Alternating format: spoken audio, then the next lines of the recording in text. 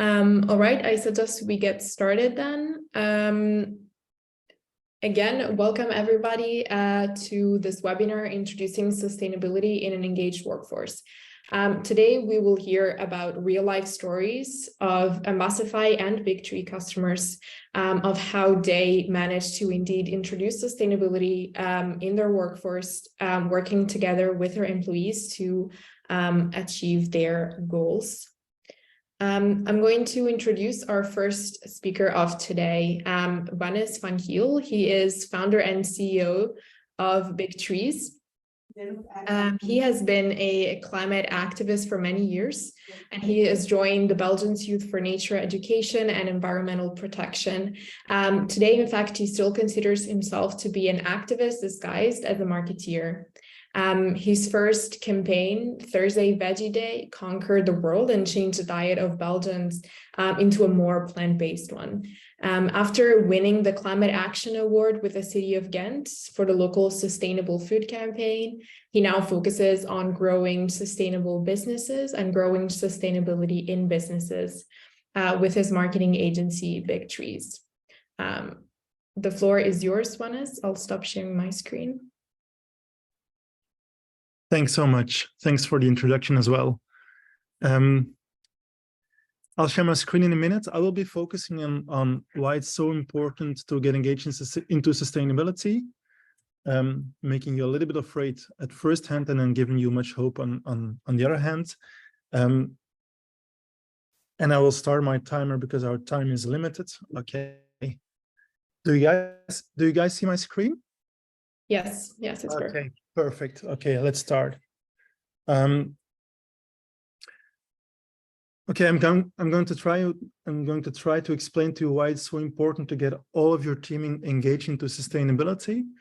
But first, let me start about why sustainability is not just a fashion word, but why it's so important in businesses today. So a little bit of panic.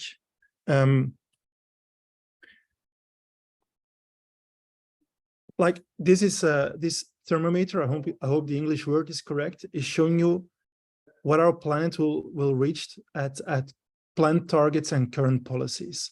So the most scary one is the dark bluish thing. This is showing us what current policies will get us to in terms of climate change. So this is like almost plus 4 degrees Celsius. Whereas the Paris Agreement stated that we should be well below the 1.5 degrees Celsius. So we're not there yet. We need to change and tackle our policies and our climate change as soon as possible. So maybe just a small quiz question. Can anyone guess how much Earth has warmed up already up to date? Where are we at this point? Does anybody have a clue? You can shout it at me or type it in the chat if you want to.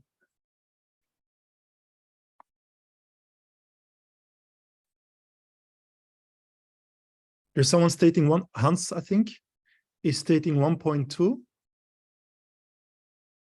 I think, Hans, you're very well informed because that's so close to where we are right now. I think we're somewhere between 1.1 and 1.2 indeed. So I think last year we were still at 1.1, and it's already caused us like 10 million deaths a year. So to put it into perspective, COVID has had 7 million deaths over 3 years' time globally. So climate change and all the consequences of climate change already cause more deaths each year than COVID has caused over the entire time of the pandemic. Also for business, it's quite distressful because it's cost the economy $190 billion each year. I cannot even with my pay wage, I cannot even imagine how much of money that is. So there's a huge risk for the economy as well. And of course, we also have this big problem in food, in agriculture. France lost last year 40% of its crops. So that's really frightening that we will lose a lot of economic potential, but also we will lose a lot of food, for example. So sustainability is the most important economic driver of the coming decade. The EU has an ambitious reduction target by 2030. The European Union wants to reduce its climate impact with minus 55%. And it's compared with the reference year 1990. That seems like very ambitious, but the good news is that the European Union has, up to this point, has always reached the targets that it set itself. So minus 55 in 2030 and climate neutral in 2050. So this already means that if you're going to communicate climate targets within your company, they should be more ambitious than the EU target, or they're not worth communicating about at all. For businesses, it's very important that there's also a comprehensive Green Deal behind this reduction target, which means that the policy of the Commission in terms of giving subsidies or penalties to businesses is also linked to this climate target. So if you apply for subsidies or new projects, you have more chances of being funded if they're compliant with the Green Deal. Another important topic is that, well, we're in communication at this point. So claiming anything about being sustainable or being biological or better for the climate without proof, that is forbidden from this point. There's a taxonomy, which is actually just a list of words that determines if you use a claim, if you use a communication, what it actually means and how you have to prove it. Okay, so this is very important if you want to make claims on sustainability, that you have them checked with the taxonomy and with the Green Claims Directive. So sustainability is also very important for European citizens.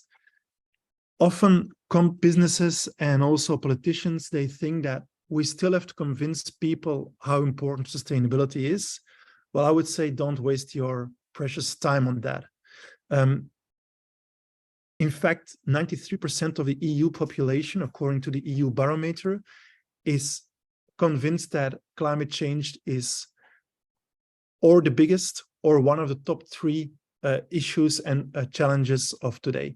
So for the people that are joining us from the Flemish-speaking part of Belgium, if the EU population would be like the Plankaarts family, then everyone would agree on this statement that climate change is so important, except for the dog. So everyone is agreed that climate change is very important. There's even more. A Capgemini research in the UK found out that 79, so almost 8% of consumers is changing their buying behaviors for sustainability reasons. In fact, more and more people are choosing smaller brands if their sustainability promises are more truthful and give them the opportunity to live a more sustainable lifestyle. And this especially is the case with younger people. So the younger people are, the more they're driven by sustainability in their consumer behavior. And even the World Economic Fund, you know, this is the big capitalist conference in the snow where all these planes land to talk about the state of the earth. They say that the 5 most important challenges for the economy are all ecological challenges. So it's obviously it's climate change, but it's also biodiversity, loss of natural resources. It's also about loss of people being able to work because of extreme heat. It's also because of extreme rainfall, drought, etc. Okay, so we have to act, and you have to act right now. So enter Frans Timmermans. This is the guy behind the European Green Deal, but there's another very important topic that he launched and that you will be subjected to, and why you will need to work on that with your whole company, and why it's so important that all of the people inside of a company are in line with the new EU policy. And what he actually did was the European Commission launched CSRD, and this is where it comes a little bit technical. Well, a little bit technical. This is the Corporate Sustainability Reporting Directive. This is an obligation for big companies to communicate about their sustainability performances on the same level as finance reports. So it will have to be truthful, based on data, on facts, and it will have to be compliant to the system that EU installed.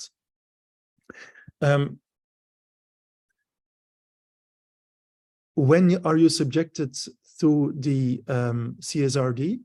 It's when you have a lot of people working for you. So every company with more than 250 employees, if you have a business with a lot of turnover, so more than 40 million turnover, then you're subjected to the CSRD as well.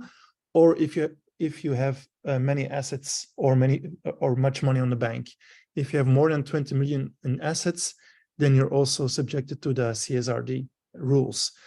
You have to be subjected to it's a 2 out of 3 rule. So if you're subjected 2 out of the 3 measures, then you will have to report.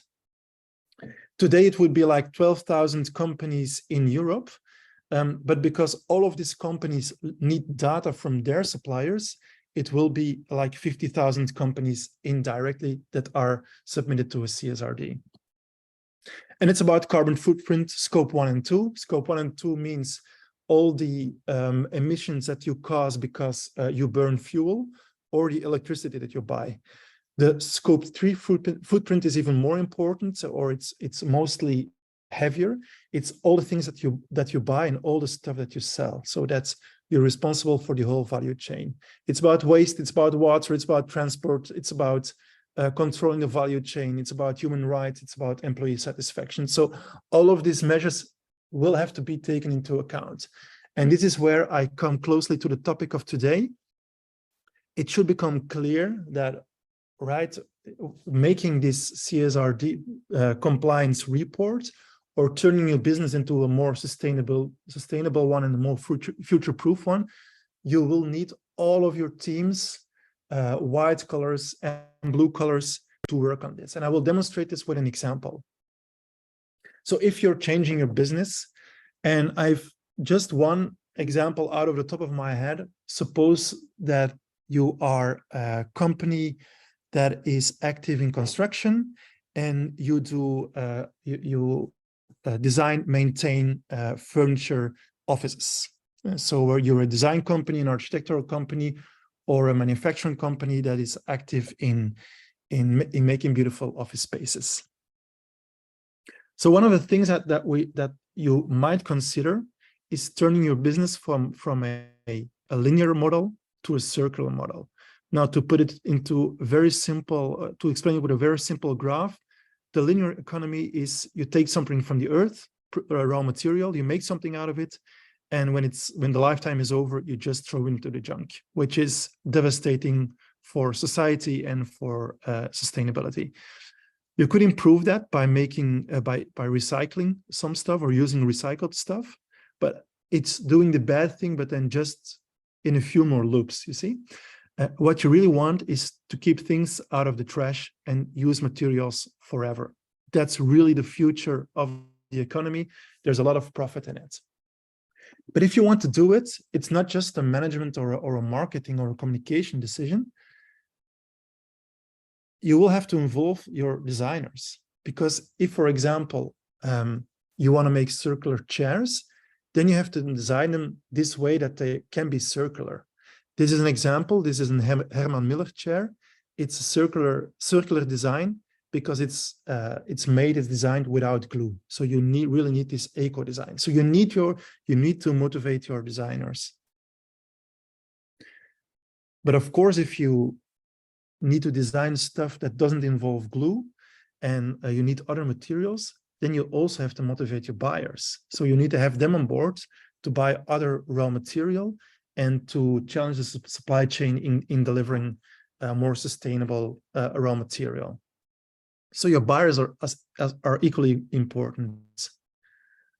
But if you're in construction and you want to make sure that at the end of the lifetime of your sustainable chair, the materials actually come back to you, then you also have to motivate ITers, because all those materials will have to be locked in some kind of an information model. And in construction, you have the building information model, so that we know where our materials are. Actually, right now, in construction, we don't have a clue where the aluminum is, where the steel is, where the recyclable chairs are. So this will all have to be scoped in one IT model. So you have to get your ITers on board as well. And if you take stuff back from your clients, then you have to keep them safe for new use, because normally you would throw stuff away, but as your materials are circular, maybe you can reuse stuff at the end of the lifespan. Okay, yeah, this is my sign, and I still have 5 minutes, and I will make it in 5 minutes. So you also have to motivate logistics. Okay, and you also need to motivate your blue collar workers, because you don't want your workers to put your precious materials into the wrong bin, for example. So yeah, you'll have to get them on board as well. And circular stuff needs other marketing. It needs other sales. It's a different sales process. People will have to get used to that, of having stuff that is not necessarily new, but it's reused stuff. So all of the company will have to work together in sustainability. That's really why this internal communication is so important. Okay, I will give an example, and that will be like the last slides that I share with you. Some splendid examples. Now, the first one is not an example of our own company, but just a very strong example of a groundbreaking brand that has committed to sustainability and has engaged all of the workforce. So Marks and Spencer is a large, mainly British retailer, and they had a campaign, and it was called "Look Behind the Label." So Marks and Spencer is one of those rare retailers where you can buy fashion as well as food as well as other stuff. Okay, and they wanted to make their clothing much more sustainable, and that's why they launched the Look Behind the Label campaign. So what's really inside of our clothes that we sell, and how they did it is by training all of their employees in sustainable fashion, because in that manner they knew what they could talk about with clients as well, and this was a huge success. So at Marks and Spencer, they saw a lot more sustainable clothing with, for example, BCI cotton or with recycled stuff than the competitors. And I thought, well, if this works so well, maybe we should launch like a more comprehensive sustainability campaign. And they launched first internally Plan A. And Plan A, because there's no Plan B, was their objective to become net zero by 2040. So 10 years before the EU target. And what they did was they first had a huge internal campaign, and they improved carbon literacy across the business, giving colleagues a greater understanding of the emission associated with how we source, make, and move our products. Because in this way, they could suggest to customers to buy other stuff, or if they had questions on certain things that changed on the shop floor, they could explain why. And this was a huge success, not only in effectiveness, but also in employer happiness. So they got all them on board. And right now it was, they calculated that launching this Plan A saved them £750 million in costs over the last 10 years. So not only they're on track on climate change, not only they have bigger employee satisfaction, but also they reduce a lot of costs. And note that the first thing they do was training their own staff. This is another example. If you want to make your car park more sustainable, you can, of course, motivate people to change their combustion engine cars into electrified cars. But do you know that if a combustion car, a classic car, is shared between two people, it's already more sustainable than an electric car. So it's very important that people using an electric car are also ready to share them with their colleagues, so that these company cars are shared, will become shared mobility. So you have to train people to do that. And a Belgian company that I lost the name of right now is not only motivating its people to electrify their business car, but also educating them how to swap, change, and share their cars. And one last example of stuff we made ourselves. This was an internal, this was a campaign on sustainability for Reiners Aluminium, and they have really a huge challenge. 96% of the CO2 emissions is in their raw material. You have to know that aluminium, it costs a lot of energy to make, but once made, it's eternally recyclable. So what they needed was to get all of their teams, and this is my last example, is they have to get all their workers engaged in this. So we decided, just as Marks and Spencer did, to educate them in a very truthful way. We shared with their internal platforms, like the internal messaging platform like Ambassify is one of them. All of the sustainability challenges, and we also made an offline version of that, so that offline communication inside of the company works perfectly together with the online version. The online version was much more focused on the white collar, who regularly use their smartphones and their laptops, of course, and the offline was really needed for their blue collar workers. So, for example, the toilets were very handy in showing facts, what a challenge is in sustainability, a very truthful statement, and how they're going to act on this. For example, beer carts in the cafeteria were a simple way to say how you could get involved as a blue collar or white collar employee. Or, for example, we use door handles to showcase how much carbon we would eliminate. All of this communication was used to invite them to the Reiners Act Academy. And this was an academy that trained people into sustainability and how they could be a force inside of the company to make it more sustainable. And this would cover then all subjects such as commuting, but also buying stuff, also talking to clients, etc. Oh, sorry, I have one last example of this for the city of Ghent. We actually trained the entire workforce of the people working for the city of Ghent into sustainability. And really the end of the training trajectory was an event that they organized for the people of Ghent on how to live a more sustainable lifestyle.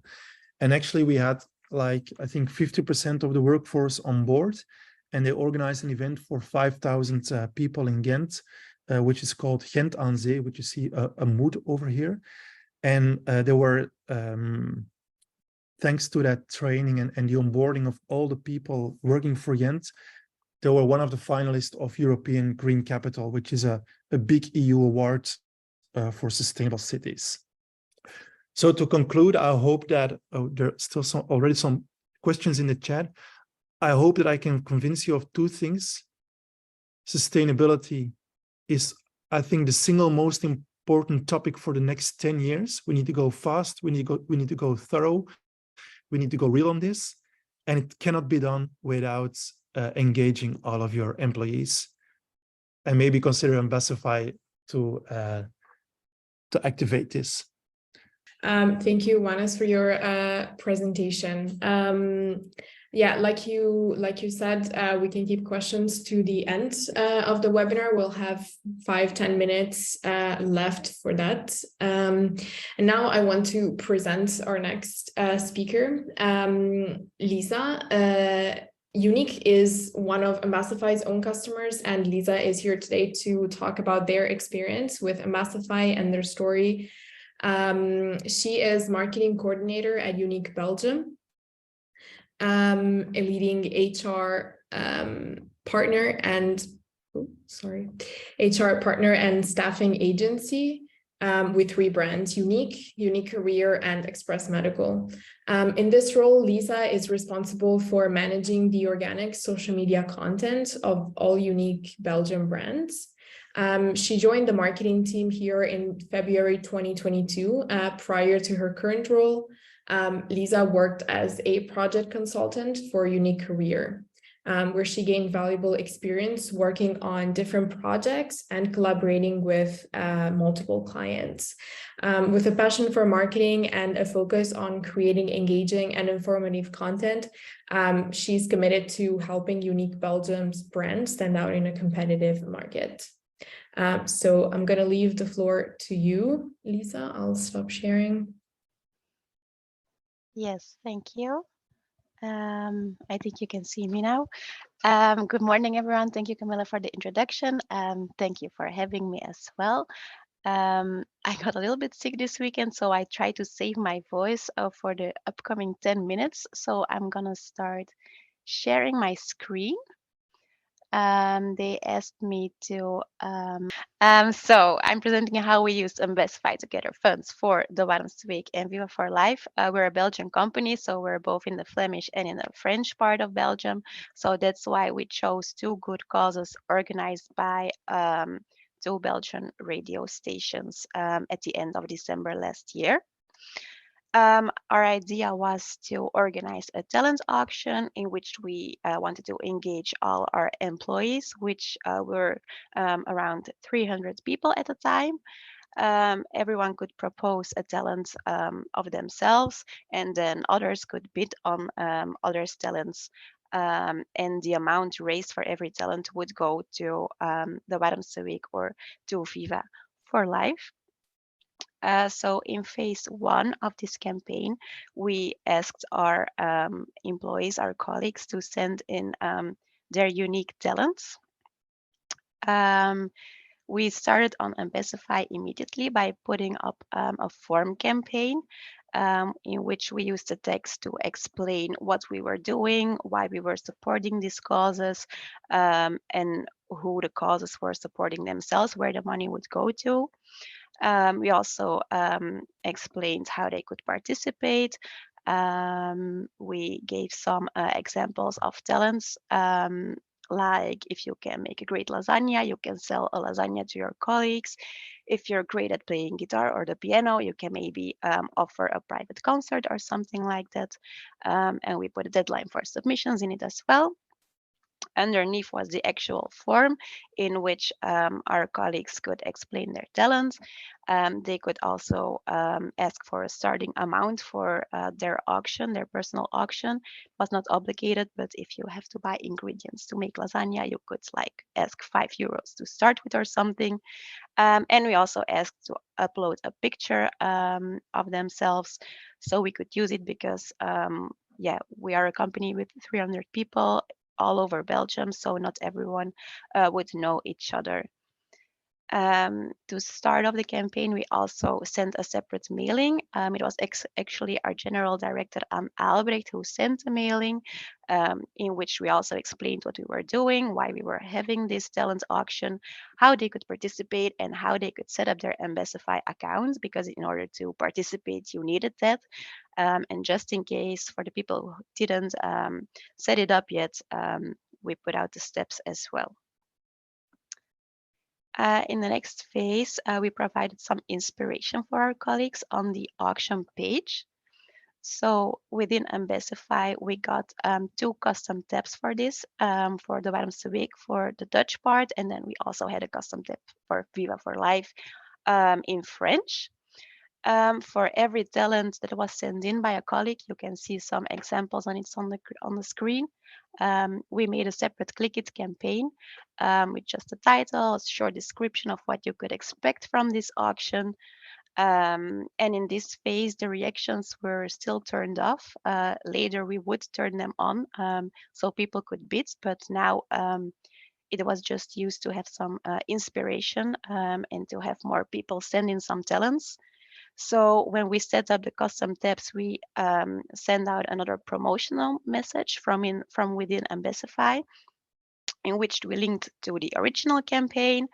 We extended the deadline with a few days, so we got a little bit more participators in the campaign, and they could see the examples on the tabs that I just showed you, the custom-made tabs. In the next phase, the actual auction was beginning. So we went back to the custom tabs, on which we already gathered the talents of our colleagues in the 2 weeks in which they could send it in.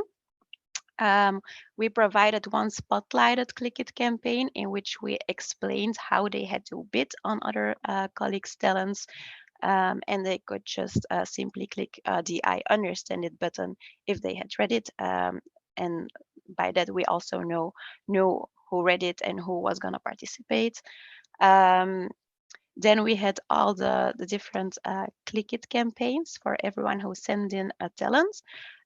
We had a total of 47 talents sent in by colleagues individually or in team.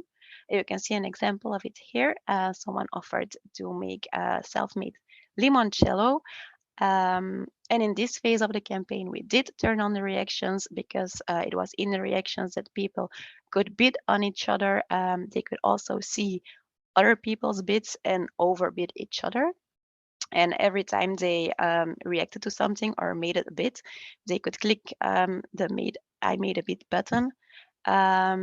We linked only one coin to this campaign because it was not like the main objective here to gather Ambassify points for our colleagues, but more to engage everyone and to gather money, of course, for two good causes.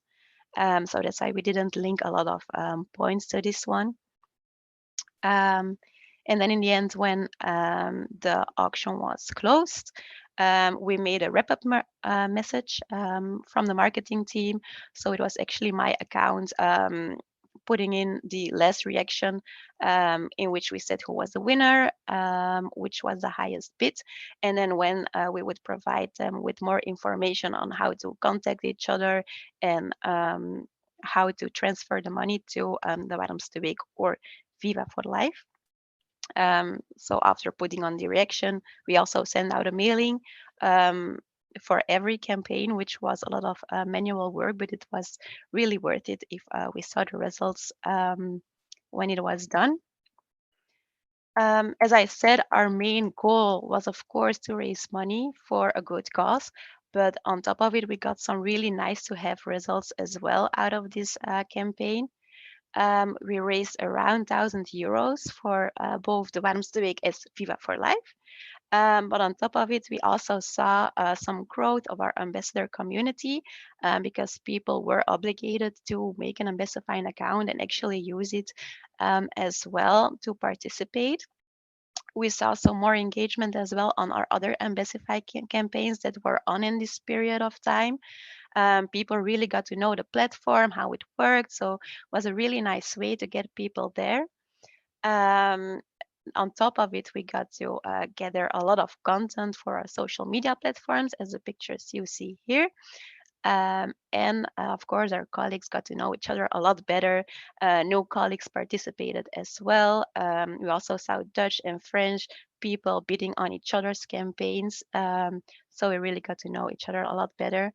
So we will definitely be repeating this campaign at the end of this year and see how we can make it even more fun, even better. It was a great pilot for us, I think, and Ambassify, of course, being the perfect way to execute all of this. We had a lot of help from Laurens as well from Ambassify, so it was really nice working on this project. That was it for me. I'm going to stop sharing my screen, and I think then we can make them a little bit more time to get some questions if everyone has any. So I'm going to give the word back to Camilla. Yes, thank you, Lisa. Thank you for your presentation. Yeah, like you mentioned, we still have 5 minutes for some Q&A. So if you have any questions, feel free to send them in through the Q&A button or even through the chat.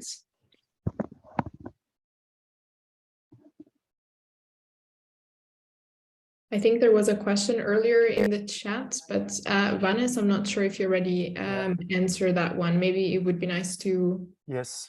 Well, the question, you hear me, right? Yes, yes. Tops. Okay. So the question was, are there examples of companies that reward team members when they act sustainably? My answer is yes. And I try to come up with 2 very famous companies. First of all, I think IKEA, but there might be someone from IKEA in here, or isn't? I thought there was somebody announced from IKEA, but anyhow, I think that they have a reward system for their employees if they are engaged into sustainability, not only on acting sustainable as well, but also in helping the customer. I will come back to that in a minute. And Unilever certainly used to have a program when Paul Polman was the CEO of making bonuses dependent on the sustainability targets. But there was a huge fight inside of the company because of his policy. So I'm not sure if that's still the case today. I think it is. But what I think is important, and IKEA is a good example, is, of course, you need your employees to act sustainably. It's better that they commute to work rather than take their bikes to work. But don't underestimate the power that they have helping clients and customers. The impact there is much bigger. For example, with IKEA, they've made an extensive range now of jars and bowls that you can use to limit food waste. And they're trained their employees in helping customers using that stuff and suggesting those right products. So for me, that's very important, because then the sustainable actions of the employees are in line with the business of the company itself. I would say if you make sustainable actions, well, it's terrific that you get people on board in their personal life, but don't be mistaken. And there's this thing that I always say: if people commute to the coal plant with a bicycle, that's not so sustainable. It's much more sustainable if those people who cycle to the coal plant actually help to transform the business into renewable energy, for example. And it sounds impossible, but there's a company in Denmark who actually did that. They're called Ørsted.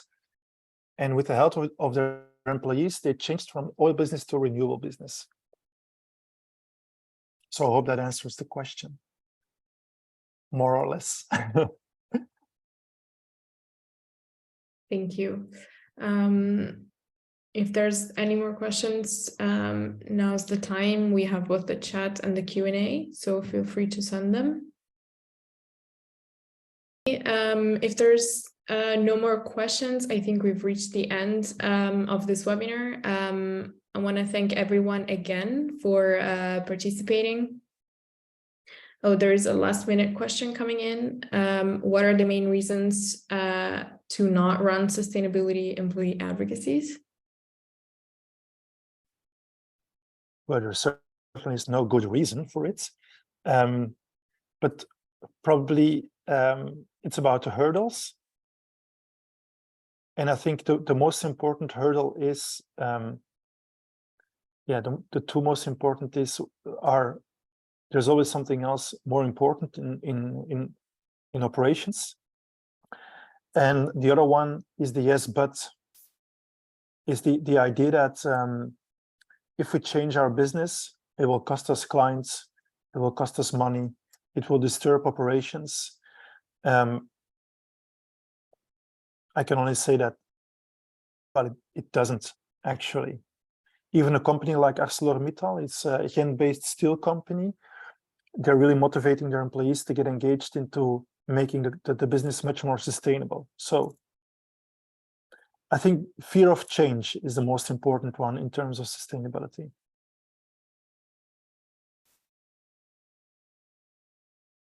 All right. Thank you, Wannes, again. Thank you everyone for participating into our last webinar, and thank you again to the speakers for sharing their stories with us today.